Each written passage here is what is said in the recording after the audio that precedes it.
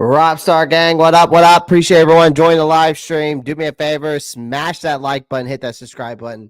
It's a late night, man. It's just a late night show for you guys tonight. Obviously, I basically took off all last week due to the fact that obviously it was the holidays. So I just felt like I needed to take some time off to enjoy my family time, and then of course, just chill and relax. You know what I mean? So, which was nice.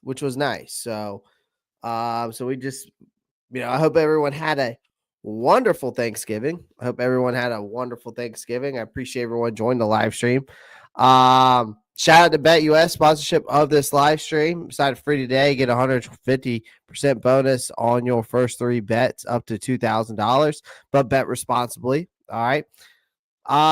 Man, Carolina Panthers self-sabotage, destruction, 101, a masterclass, and blowing a winnable game. That's the title of today's live stream. And I got a nice little presentation put together for you guys, so we're going to get right into it. Appreciate everyone joining. Do me a favor, again, smash that like, hit that subscribe button. Also, guys, don't forget, every Tuesday, 7 p.m., NFC South Roundtable again. Don't forget about that. On the NFC, of course, the NFC channel of Roundtable Sports. Make sure you guys go check that out. Make sure y'all come and show your love and support. Let's go, talk some shit to the Saints fans, talk some shit to the Buccaneers fans. Talk that ish to the other fan bases and help support me and that channel as well. But also make sure y'all like and subscribe here as well. All right. Without further ado, man, let's get right into it. I'm going to stop wasting y'all's time. We're going to just go ahead and just fully get right into it. And let's go here. Let's rock this joint. All right. So, Carolina Panthers, self-sabotage, masterclass. This should have been a walk away with a win, ladies and gentlemen, over the Buccaneers. But instead, we gift wrap that W to Tampa Bay. All right. With a cascade of screw-ups that ranged from, missed field goals, drop passes, boneheaded turnovers, just stuff like that, man. Like, Bryce threw for a season high of 298 yards, showed flashes of brilliance, but when your team can't capitalize on the opportunities, it doesn't matter if your quarterback looks like the second coming of even Peyton Manning, right? Like, this game was a loss in margins, a painful, familiar refrain for the Carolina Panthers, man. And we're just going to break this down. This is a new segment I like calling 4 quarters breakdown.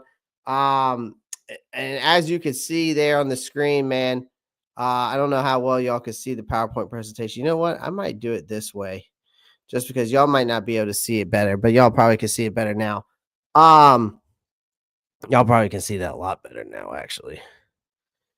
No, that's too much. Now we'll rock this joint like this. 4 quarters breakdown. First quarter, man, was comedy errors. Both teams, you think about it, they kicked off this thriller with an exchange of pathetic 3 and outs, capped by punts that would make high schoolers cringe, honestly. Johnny Hecker usually is reliable. He decided to try his hand at being, I guess, terrible. He was uncorking a pair of punts that wouldn't make it out of a cornfield. The Bucs capitalized on the field of position. Thanks to Hecker, soft as hell pass interference call. Mike Jackson, Tampa punches it in, and with a ridiculous one-handed catch by Mike Evans that screamed, "Why is this guy always open?" Honestly, but the Panthers then responded with their first scoring drive. And let's not pretend it was inspiring. Jonathan Brooks danced around for a nice game. The drive sputtered, forcing Eddie Pinheiro to just nail a chip shot. You'd think the guy would keep it consistent later, but unfortunately he didn't. Then you go into the second quarter. As you can see, these are the scoring summaries here. You go into the second quarter. And it's Pinheiro and company start the sabotaging, right? Where this defense stepped up early in the second quarter, but then the offense just kept finding new ways to maddeningly be inconsistent, right? Just maddeningly be inconsistent.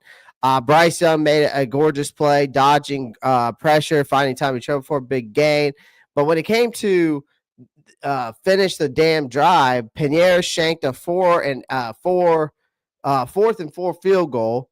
And then the collective groins of the Panthers fan likely registered on the Richter scale there.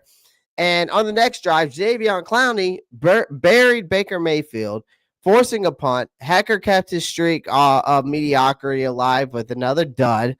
But luckily, the defense bailed him out, right? And when the Panthers got the ball back, Young finally said, screw it, I'll do it myself, scrambled to the pylon for a touchdown, right? But of course, Baker and the Bucs weren't done. Mayfield leaned on Evans to march down the field for a tying field goal. And then came one of the most infuriating sequence where Young delivered a gorgeous pass to Adam Thielen in the end zone, which we're going to talk about that. It was bobbled, but then clearly before his knee hit the ground, the ref saw it differently, ruled it incomplete, leaving Panthers fans wondering if the NFL actually employs blind people to the officiating core, or Pinheiro mercifully drilled a short field goal, giving the Panthers a slim lead. All right. Appreciate everyone joining the live stream here. We're just doing 4 quarters breakdown. It's a new segment I'm bringing to you guys. I appreciate you. Then third quarter, our defense stepped up. Our offense kind of became a little bit of disappointment there.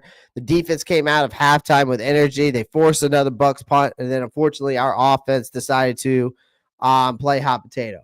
Now with Xavier Legette dropping a perfect pass from Young on third down, then the defense kept balling out. Amari Bono, Josie Jewell teaming up to wreck Baker Mayfield. At one point, Mayfield limped off the field only to return and gift wrap an interception to Xavier Woods. The turnover should have been the spark the Panthers needed. Instead, they settled for yet another damn field goal after stalling inside the 10. If this offense were any less efficient, they'd be a government program. I'll be honest with you. Then the fourth quarter, okay? The fourth quarter was when the chaos reigned supreme. The fourth quarter started with the Bucs saying, fine, we'll do it ourselves. Running the ball with Bucky Irving. They gashed our defense repeatedly before weaving through traffic for the go-ahead touchdown. So the Panthers, you would think they responded, a sack and a 3-and-out. The Baker and the Bucs looked poised to put the game away, riding Irving for a 43-yard scamper that made the Panthers defense look like they were stuck in molasses. But then A'Shawn Robinson blew a run on third down, forcing Tampa to settle for another field goal. Trailing 2016, Panthers mounted a drive that gave us fans so much hope. Young connected with David Moore. Chuba Hubbard picked up tough yards, and Tommy Tremble nearly broke free on a big gain. Young delivered a dime to Thielen for a 25-yard touchdown, putting the Panthers up 23-20. But here's the thing. 30 seconds is an eternity for Baker Mayfield against the defense that just suddenly forgot how to tackle in soft-ass coverage again by Ajira Evera. Baker hit Evans on that 17-yard, scrambled for another first down, setting up Chase McLaughlin for the game-tying field goal. Of course, McLaughlin drilled it because why wouldn't he? So then overtime, that was just the ultimate letdown, man. The Panthers open overtime with a penalty because apparently they just love starting drives behind the 8 ball. Baker found Evans yet again, and Trevor Wall's sack temporarily saved the Panthers' bacon.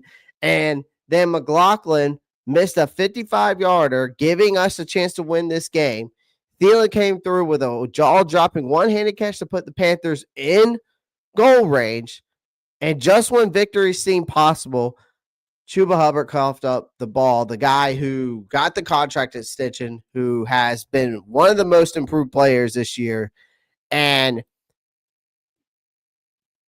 the Bucs marched down the field and nailed the game winner. Again, if you're looking, Here's the thing. If you're looking for a masterclass on how to lose a game, you should have won. The Panthers delivered that. You had David Moore with a drop pass that should have been caught. You had Adam Thielen, that end zone catch should have been a touchdown, but the refs got that call wrong. And Xavier Legette on third down should have been a catch. A lot of drop passes once again. We saw it again yesterday. Again, Eddie Pinheiro also 2 missed field goals is unacceptable. I mean, the Carolina Panthers should have won this game by at least 10 points, if not more. You think about it, the touchdown to Adam Thielen and the 2 missed field goals, at least those, that's 13 points that was missed. You think about it that way. Also, if David Moore catches that ball or Xavier Legette catches that ball, those are both scoring drives right there. Like Chuba fumble, as you're about to win the game, that's brutal. I know that's going to haunt him a little bit. Josh, again, like I said, drops by David Moore and Xavier Legette are killers. Let's not forget the Zebras who, again, screwed Adam Thielen clearly out of that touchdown. 13 points. We should have won this game probably 36-26. We should have won this game by 10 points easily. Now, it wasn't all bad, ladies and gentlemen. Look young, look poised, which we're going to talk about. His defense had its moments. I think the defense has stepped up. I mean, they're starting to make plays, but the problem is we still can't seem to stop the run. And again, they have their moments right now. Jonathan Brooks is starting to bring some of that juice. But good. The difference here in this game was, though, ladies and gentlemen, is good teams capitalize on opportunities, and the Panthers are far from good. Like, this was a winnable game, but instead it's another gut punch in a season that has been full of them. It's been full of gut punches. Do you think the NFL has officiating? Let's get to some comments. Forest City Kitty comes in and says, do you think the NFL has a officiating problem? Absolutely. Definitely does. It definitely has a lot of officiating problems. Got a lot of rule problems. There's definitely going to be a lot of talk this offseason with, I think, a lot of things. Let's see. Getting better while increasing our draft capital. All losses ain't bad, but I'm good with it. We get to see firsthand what our weaknesses are before the draft. Very exciting about next year's progress. Yes, sir, Jeff. I like that comment. I agree with you. It was beautiful. We look great preserving draft position. Hey, guys, have you ever heard of Toronto Sports? It's like the Red Zone, but free. Just wanted to tell you. Interesting. Talk about self-destruction. Good song. Appreciate that, Rock Jones. Appreciate everyone joining that live stream. Make sure you do me a favor, smash that like button. Again, please make sure you pound that like button. All right. Do me a favor and do it. Thumbs up. I would greatly appreciate that. Also, share the live stream. Also appreciate that as well. All right, let's move on. Now, this catch right here, ladies and gentlemen, is one that I know fans. Let's not mince words. Okay. All right. This is one of the worst officiating calls I've ever seen, especially with the fact, if you go watch that Garrett Wilson, go watch the Garrett Wilson touchdown, the one that he caught one-handed, and tell me how that's a catch and a touchdown and this is not. And this is not. Like, Adam Thielen did everything right in this situation. Like, the veteran went out airborne, snagged a beautiful pass from Bryce Young, managed to get his knees in bounds. Hell, even his helmet decided to make a post-play meeting with the goalpost to seal the deal. Like, to everyone watching, including Thielen, it was a jaw-dropping touchdown, except to the refs, who decided to rain on the parade. The ruling on the field was incomplete, but no big deal, right? That's what replays are for. Surely someone in New York, you would have thought, would take one look at this play and correct this laughable call. Nope. Instead, they doubled down on their stupidity. The play was upheld. The officials citing an initial bobble, an alleged failure to survive the ground. And the same ball Thielen clearly had locked down when his knee hit the turf. The NFL managed to turn one of the best plays of the Panther season into yet another highlight of their incompetence. That's what they did.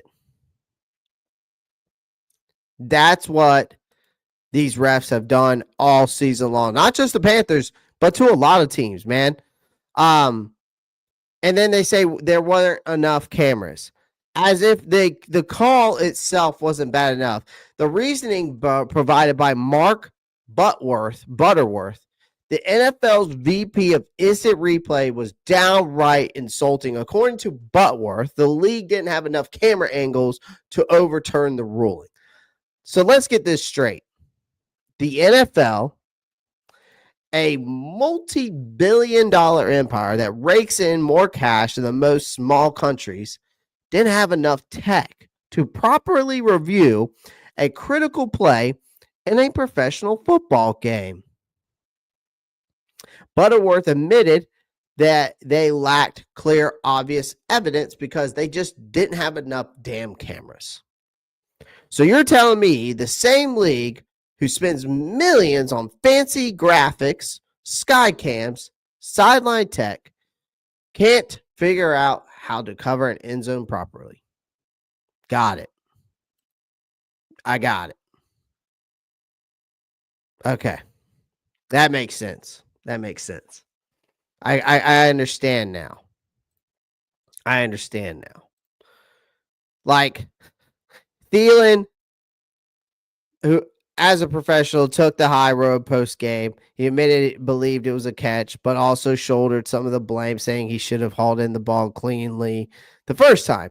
Classy move, but let's be honest, he shouldn't have to make the play twice. Like, the ball doesn't move. That's the referee's damn job to get the call right, ladies and gentlemen, whether you like that or not. The refs didn't cost the Panthers the game, though. But damn if they didn't, it would have helped, right? If they would have just stayed out of it. Like, to be fair, the Panthers didn't exactly play flawless football today. Or not today, but yet a Sunday. Missed field goals, again, botched red zone opportunities. A defense who forgot how to play run defense or tackle in crunch time were the bigger problems, or a kicker who missed field goals, or wide receivers dropping passes. Like, Carolina had plenty of chances to put the game away and fail to capitalize, right? Even if this doesn't count, Eddie Pinheiro missed 2 field goals. This game, you're up by 6 points, if not more. Actually, if you go down there and you go to that winning score drive, even if Tampa Bay scores and we're still up. We're still up 20-22 instead of 16. If you think about it that way. Let's not pretend this call didn't matter, but if Thielen's touchdown stands, it's a massive swing in momentum and the scoreboard. Instead of fighting tooth and nail for every yard, the Panthers could have been sitting pretty with a commanding lead, ladies and gentlemen. Again, $1 billion joke. The NFL's inability to adequately review this play is a slap in the face to every fan who spends hard-earned money watching this league. Not enough cameras is a pathetic excuse, especially for a sport that takes billions of dollars every year. What's next? Missed calls because the intern forgot to charge the Surface tablets? Is that what it is next? You know what I mean? Like, we're just going to be like, the intern didn't forgot to charge the Surface tablet, so can't say it's a catch. Can't say it's a fumble. This wasn't just a bad call, ladies and gentlemen. This was a systematic failure, and they undermined the game of the NFL. The stakes are too high. The margins are too thin. And for this kind of crap to be acceptable is absolutely, utterly fucking ridiculous, right? It's utterly ridiculous. Again, the bottom line, though, here is, ladies and gentlemen, again, appreciate everyone watching, okay? The Panthers have enough issues of their own without the refs making things worse, right? But on Sunday, the officiating incompetence reared its ugly head yet again, and the fans are right to be pissed. Do better, NFL. It's the least you owe your players, your teams, your fans. Okay. All right. And again, Bryce looked sharp in this game. The team fought hard. But Panthers fans, I think, are starting to get into like they're excited of the encouraging signs. But this is the NFL. Wins are the currency. Carolina is broke. Until the Panthers figure out how to finish close games and stop shooting themselves in the foot, those moral victories are just shiny Band-Aids on a gaping wound. And as for officiating, don't hold your breath. If you're waiting for the NFL to fix its officiating or replay system, you're probably better off praying for world peace. At least that feels somewhat achievable. But again, it's a bad call. And it is what it is at the end of the day. You know what I mean? It is what it is. Let's talk about Bryce Young, man. Here's his stats right up here. Wait, where'd it go? Here's his stats right up here from ESPN. I don't know why it says third-party ad content, but whatever. We're going to rock with it. 26 for 46, 298 yards, average 6.5, one touchdown, one sack for 9 yards, QBR 59, and an 83.4 QBR or whole rating. All right. And another thing is passing grades. Bryce Young through weeks 9 through 13, he is the third best quarterback in the NFL as of right now, ladies and gentlemen. That's what that PFF is down there, if you can see it. Okay, I don't know if you can see it. Let me see if I can move this a little bit bigger for you guys. I'll move myself over here. So as you can see right here on PFF, I made the screen a little bit larger so you guys can see it. As you can see right here, actually, I'm going to move myself a little bit smaller. We'll go about right here. We'll save it right there. Now, as you can see on PFF, though, right there, he's the third on PFF. Again, I'm not going to sugarcoat any of this on this segment about Bryce today. Like, Bryce Young came into week 13 riding a wave of optimism, and let's be real, the Panthers desperately need any kind of good vibes.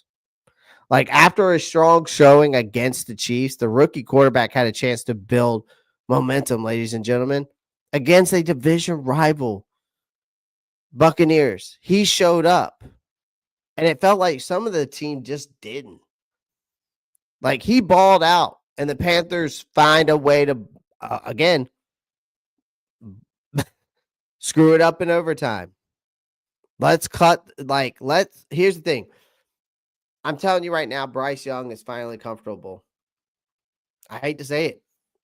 Or I'm not saying I hate to say it, but what I mean is he's finally comfortable, and it's also too bad the rest of the team isn't. Like, for the first time, I think that for me, what feels like forever, right? He looks like he could actually belongs in the NFL.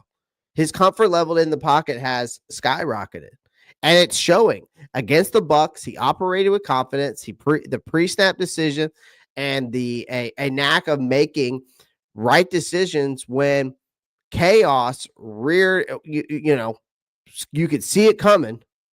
The offensive scheme finally is starting to click under Dave Canales, where he deserves some credit, but I'm going to get on Dave Canales today a little bit. Again, there are still some issues there. But Young's teammates, again, not so much. Like, the guy is doing his job, it seems like, but the rest of the teams, for some reason, seems to be stuck in neutral. Like, the Buccaneers tried to rattle Young with blitzes, disguise coverage, but the kid didn't flinch. He's proving he can handle the pressure. So now it's time for the rest of the squad to stop screwing him over, right? Again, Bryce Young's first half in this game was a damn clinic, ladies and gentlemen. It was a damn clinic. All right. And that was a I'm just going to get to some of your comments real quick. I think the NFL needs to stop worrying about changing the rules and worry about who is enforcing them. That's also true too. For City Kitty, they wonder why people think it's rigged because of plays like that. Ocho Cinco said they blew it. Not enough cameras is not an excuse. Shake my head. Straight bullshit. Exactly. I don't care about age or money or whatever. I want us to keep Thielen fight me. Hey, I don't blame you. With the improvement I've seen, those losses will be victories next year. Joshua Lilly says we can make the playoffs. Now, Joshua, just listen. You can look it up all you want, man, and tell me to look it up all you want. But I'm telling you right now, ladies and gentlemen, we're not making the playoffs. We're 3-9. No team in its right mind is going to be 3-9. We would have to win 6 straight games. We would have to win 5 straight games. Sorry, 5 straight games. And be 8-9 and maybe somehow pull it off and win the division. It's nearly impossible, Joshua. It's nearly impossible, and it's an absolute crapshoot. So I hate to be a bearer of bad news, but the Carolina Panthers aren't going to the playoffs. Just be happy that you're seeing progress now at this point, and you're going to get a top draft pick. Bryce needs Coker and Jadavion Sanders back. See, yeah, we'll see how Coker comes back and Jadavion Sanders comes back. He'll definitely, obviously, open up the pass game for Bryce. But again, it is progress at the end of the day, ladies and gentlemen. You don't know. We can do it. I mean, 5 straight games, Joshua. I mean, I think we're going to be lucky to win. We're going to be lucky not to get swept by the Falcons and the Bucs, and we get 1 win and another win over Dallas. Like, those are the 3 games right there that there are possible wins. The only reason why I say the Bucs and the Falcons is because they're in-division rivals. The rest of our schedule is not no damn cakewalk. You still got Philadelphia. You also got Arizona, who is still a damn decent team right now and is playing above a 500 team right now. Again, I just don't see it. Yeah, we got the Eagles this coming week, man. Like, I'm just gonna tell y'all now, y'all, you know, we're not making the playoffs. I'm gonna be just cold-hearted honest with you. No one said that we can't make it, but I'm gonna tell you right now, this team ain't winning 5 straight games. It's just not happening. It's just not happening. All right. It's just not. But anyways, let's get back to some things. Bryce Young's first half, though.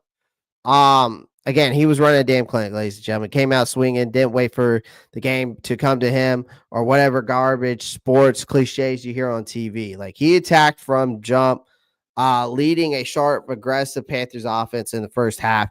Sure, the stat sheet wasn't perfect. A few drops from his receivers didn't help. And the Panthers left some points on the field again. But the fact is that Young made plays. He kept drives alive with clutch throws, even used his legs to punch in a rushing touchdown. His first half stats, though, he had 57 completion rating, over 150 yards, 1 rushing touchdown, and a 79.5 passer rating. So not an eye-popping stat line, but still solid, especially when you consider that the Panthers' run game was practically non-existent. Like, you got Young, had Tampa Bay's defense on notice for once. It felt like Carolina had a fighting chance against them. Another thing was, you got to talk about Bryce Young's mobility, man. Like, the most underrated weapon in Young's arsenal is his legs, man. Like, we've all heard Bryce Young's too small, the whole nonsense on that. But the what critics conventionally forget is that the dude can move. His mobility isn't just about scrambling for yards. It's about extending plays, buying time, making defense look like idiots. Case in point, his rushing touchdown in the first half. It wasn't just a get lucky run situation. It was a calculated, well-timed effort. And don't even get me started on his pocket presence. The way he evades pressure while keeping his eyes downfield is the chef's kiss level of football, ladies and gentlemen. Chef's kiss. You love it. Grazie. All right. Here's the deal. Dave Canales finally keeps him seems to be leaning on into Bryce Young's strengths more. You're starting to let him play the game instead of trying to shoehorn him into a rigged system, right? A rigged system. It's about damn time. It's about damn time. Right? So,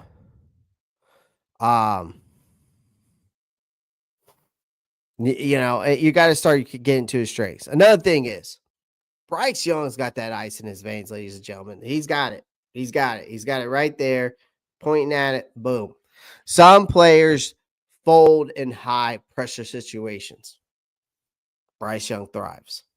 That's the difference. When the Panthers need a late game drive, he delivered. Down 4 with a little over 2 minutes left.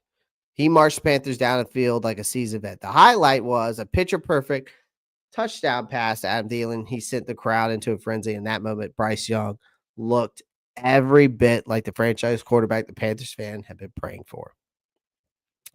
Unfortunately, the Panthers defense and a certain running backs, Butterfingers, and I'm looking at you, Chuba Hubbard, as much as I love you and I'm a fan, but you blew it in overtime. Okay? Don't let that overshadow, though, Bryce Young's late game heroics. This kid has ice in his veins. But here's the thing. Another thing is Bryce Young is the only thing keeping this team afloat. Let's not sugarcoat this. The Panthers are a mess still.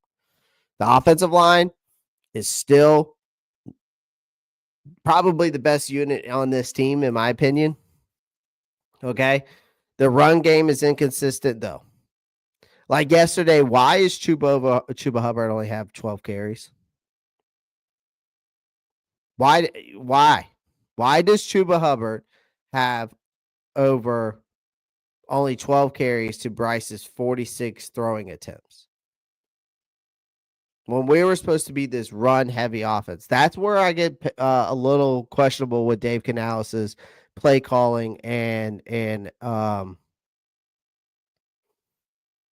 mindset. The run game is inconsistent. 1 minute we're running the ball down their throats with Chuba Hubbard and we're pushing it down the field, and then it's but then it's not working, and Dave Canales runs away from it too early. Again, the defense couldn't stop a toddler on a tricycle, but yet Bryce Young is out there making chicken salad out of chicken.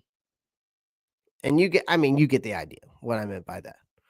But the Buccaneers threw the kitchen sink at him. Exotic blitzes, they threw tight coverage, the works, and he didn't panic once again. What's more is he's starting to stack these kinds of performances, proving that his improvement isn't a fluke. Here's the problem. Bryce Young can't do it all. He's not there yet. The Panthers' inability to finish drive, the red zone issues is killing them. Some of that's on play calling. Some of it's on execution. But I have to say this, and for once, none of it's on Bryce Young. You can't tell me it's on Bryce Young. You can't. Guys, do me a favor. Make sure you smash that like button, hit that subscribe button. Also, share the live stream. I would greatly appreciate that.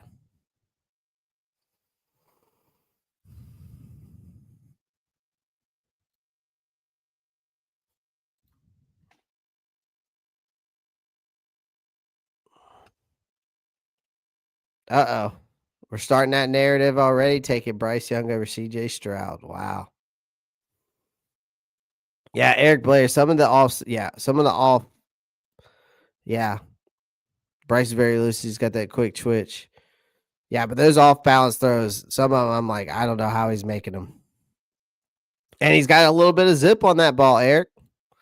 The tippy toe throws worries me a little bit. The tippy toes throws worry me a little bit. I don't want him to do that too much and get back into that habit of his tippy toe throws, because that's when you see the erraticness of him from last year. Could be a possibility, Joshua. I mean, T. Higgins' name has been thrown around with the Carolina Panthers since last season. So, for them to go out and possibly be in the market for another wide receiver, again, he could be a guy that they bring in here. Who knows?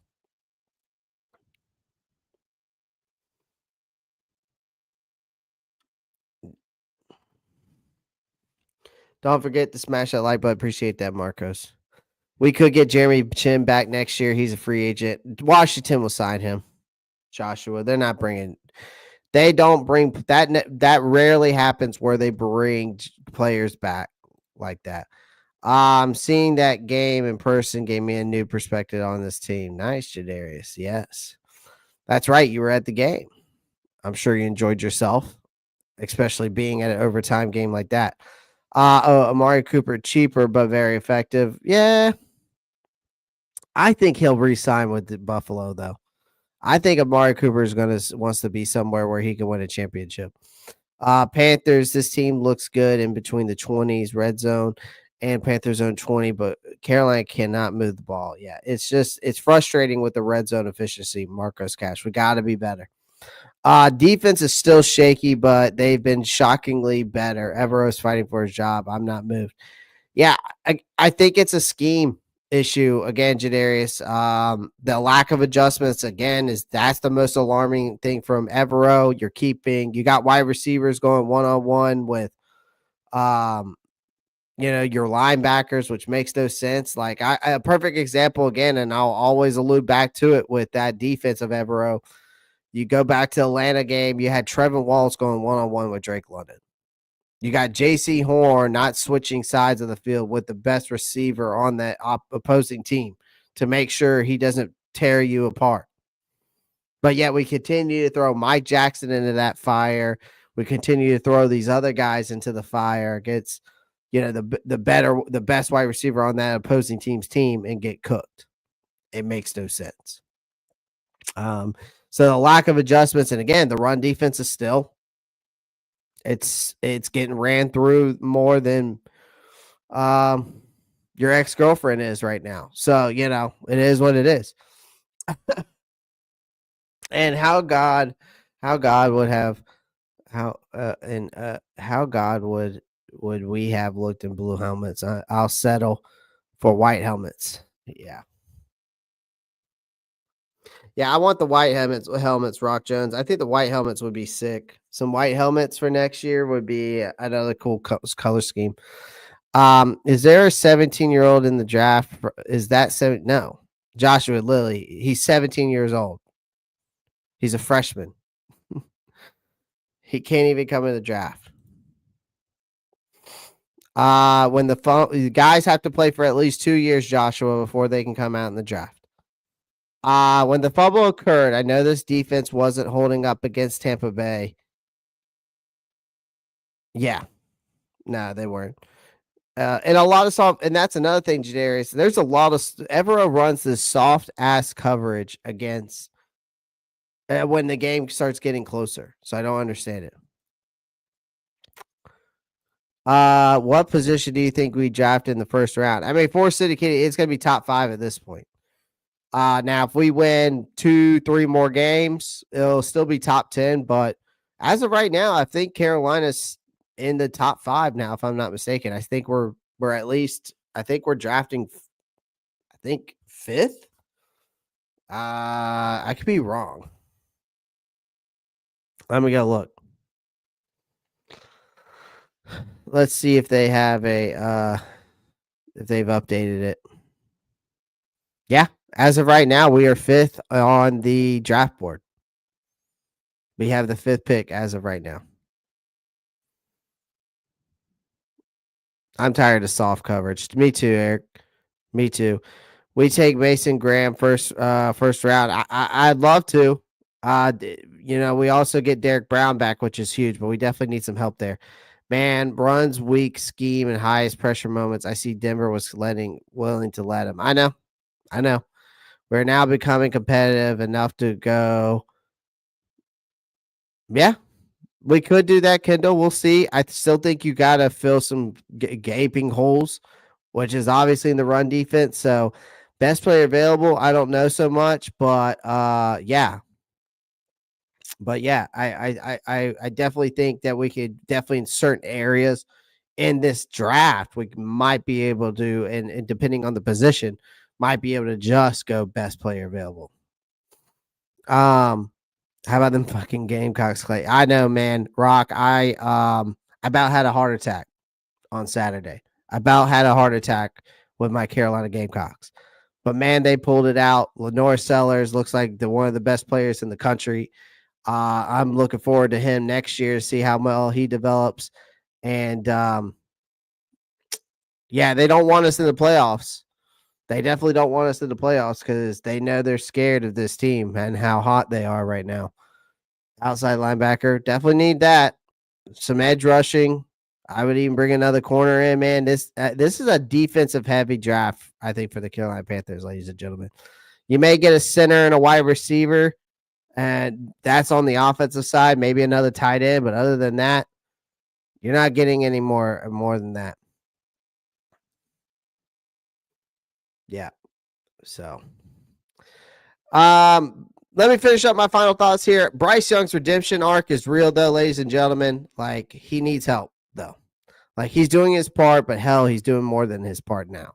Like, Sunday's games, the past 2 games was another chapter of what's shaping up to be a hell of a redemption arc for the rookie. Like, here's the harsh truth. One guy can carry an entire team, but if the Panthers don't fix their issues in the red zone, on defense,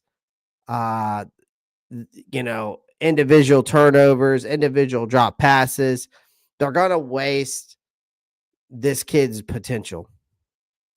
So, yes, the future looks bright with him under center, but unless the Panthers get their collective shit together, the future is going to look a lot like this season. Flashes of brilliance, buried under a pile of missed opportunities and avoidable mistakes. So, Young is starting to prove that he's the guy, and now it's time for the rest of the Panthers to step the hell up to help this kid.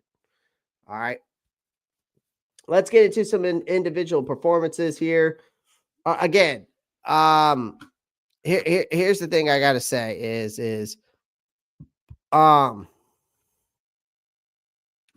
the thing I got to say is Tommy's Trimble stepped up in this one for sure. Like that's one guy that definitely stepped up. It was Tommy Trimble in that game. Excuse me. Tommy Trimble was an absolute stud in this game. If you go talk about he's one of the players I feel like the Panthers fan have been waiting on forever.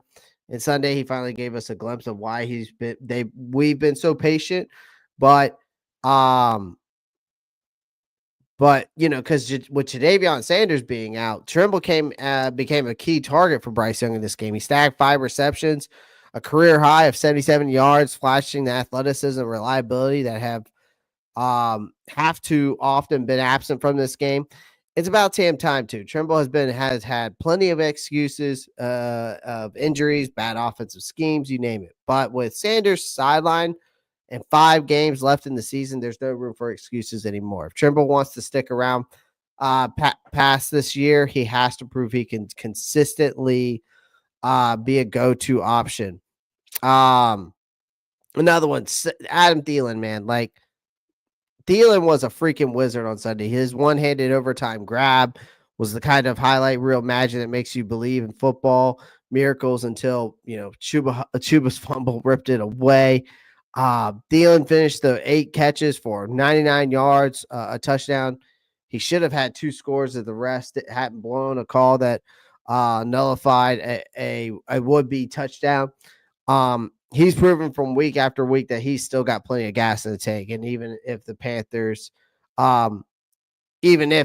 season doesn't, Chuba Hubbard for me, man.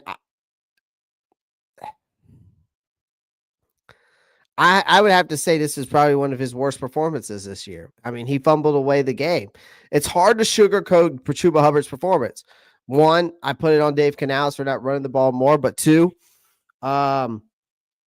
he wasn't awful all game, but when you fumble the ball in overtime on your opponent's 30-yard line, yeah, you're going to have to make the list of not best performances, right? Like, Chuba Hubbard managed 12 carries, 43 yards, like his second worst outing of the season. So, again, I'm not going to harp on him too much, but you've got to protect the damn ball in crunch time.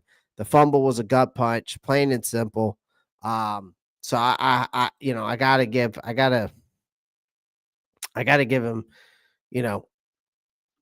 a little bit of shit. See if I got any other individual performance on the offense I want to talk about. Not really. Not really on the offensive side. All right, let's move on. Let's go to the defense. So the defense, man. Guys on the defense, I got to give a shout out to what is Josie Jewell. Number one. In the midst of this chaos, Josie Jewell stood out as a steady presence on defense. The veteran linebacker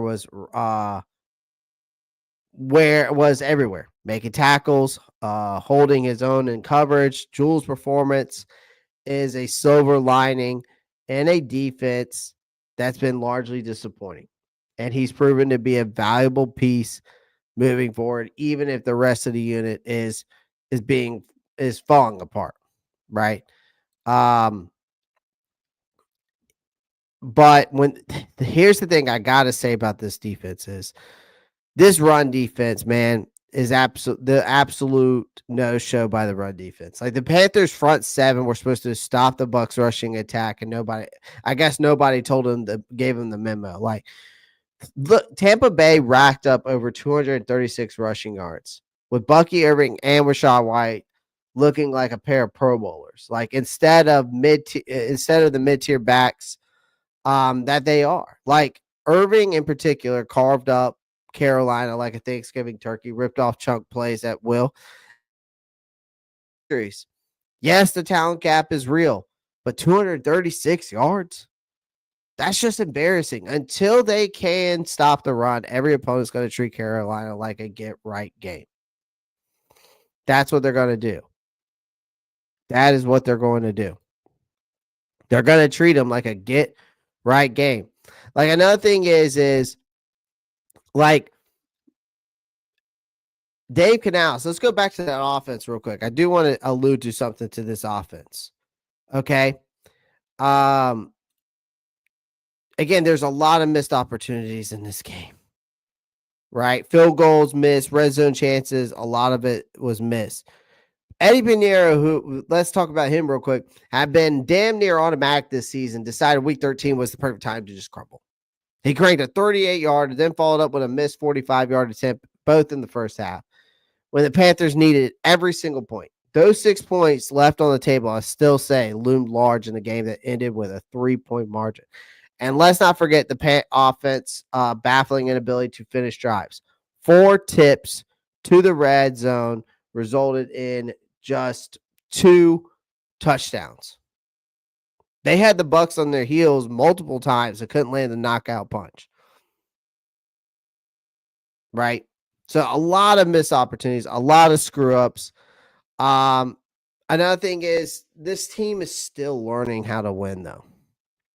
That's the harsh truth here. Like, the Panthers are a young team. They're an undisciplined team that doesn't know how to close out games. They make just enough good plays to give you hope, and then they screw it all up with mistakes that make you want to put your head through a wall. Panier's missed field goal, Hubbard's fumble, a defense that forgot how to tackle in overtime. These are things that separate bad teams from good ones.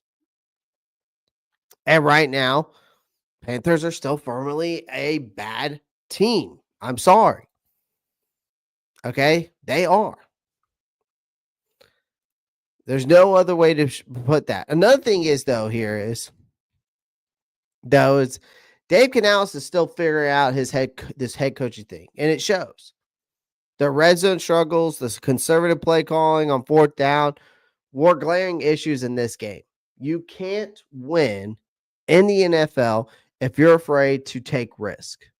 Kicking field goals instead of going for it on short fourth downs, that's playing not to lose. And it's frustrating. It's frustrating. It's time for Dave Canales to grow a set of balls, start being more aggressive. So again, there's the bottom line here is that the Panthers are improving. It's clear to see. Bryce Young's growing into it. The team's fighting hard. Players like Thielen and Trimble stepping up. The mix, just the mistakes are the killers, right? If we can clean up our act, learn how to close games out, learn to get better in red zone efficiency, stop the run, they might just turn these close losses into wins. Until then, it's going to be a long, painful learning process. And then that's the way it's going to be. Again, it's a better game for I'll say this. Shout out to Charles Smith-Wade. This is the best game he had by far. Had an interception in this game. Also 6 solo tackles, 8 total. So shout out to him. 4 sacks on the day total.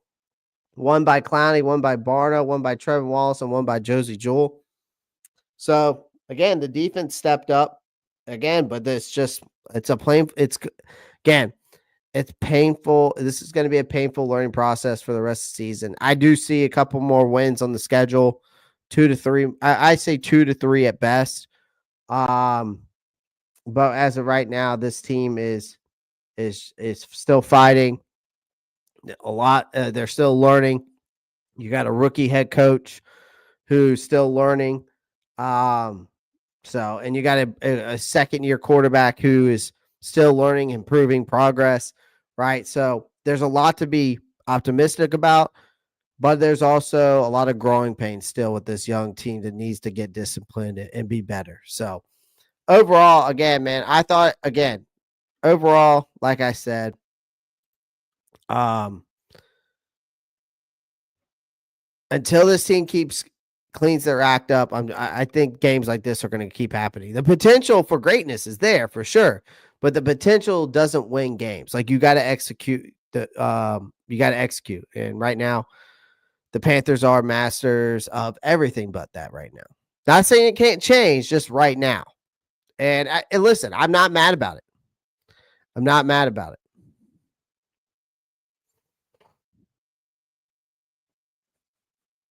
So,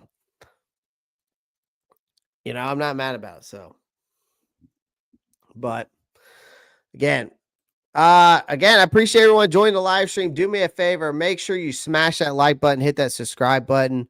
I appreciate everyone joining the live stream tonight. Once again, but again, do me a favor, make sure you smash that like button, hit that subscribe button. As always, guys, I'll have more content coming out to you guys here soon. So make sure you guys tune in. Again, do me a favor, share the live with your family, your friends, your third cousin, your grandma, your grandpa, whoever's a Carolina Panthers fan, share it out. I would greatly appreciate that to continue to grow this community. Working on a lot of good things in the background. Again, I'm going to be live every single day, Monday through Friday on this channel every day of the week. 8 p.m. between 8 p.m. and 8:30 p.m. EST every day, Monday through Friday. So make sure you guys tune in. Obviously, I took the week off last week due to the holiday, but make sure you guys, again, like, subscribe. Make sure you click that post notifications bell so you don't miss out any new content. I would greatly appreciate that. All right. Don't forget, tune in tomorrow night, NFC South Roundtable, 7 p.m. EST on the NFC South Roundtable by Roundtable Sports on YouTube. Go check it out. All right. Shout out to BetUS. Sign up for free today. Get 125% bonus or 150% bonus on your first 3 bets over $2,000, but bet responsibly. Okay. Appreciate everyone joining the live stream. I'm out of here. And as always, guys, 3 things: have fun, be safe, keep pounded. Peace.